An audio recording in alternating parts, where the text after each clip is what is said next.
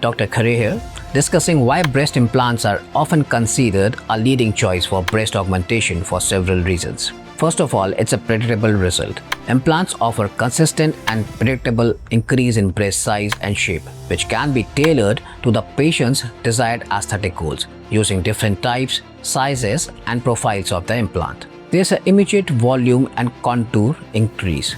Implants provide immediate results. Patient can see the augmentation right after the surgery, unlike some fat transfer procedures where multiple sessions may be needed to achieve the similar fullness and contour.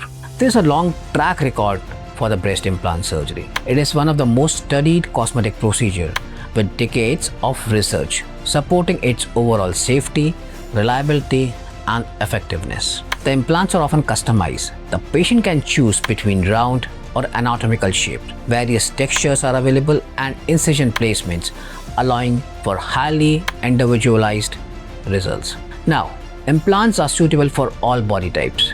Whether you have thin or you have fat, it does not depend on the person's existing fat reserves, making them an option even for very thin individuals who may not have enough fat for transfer. Some person may prefer fat transfer for more subtle results and to avoid synthetic material.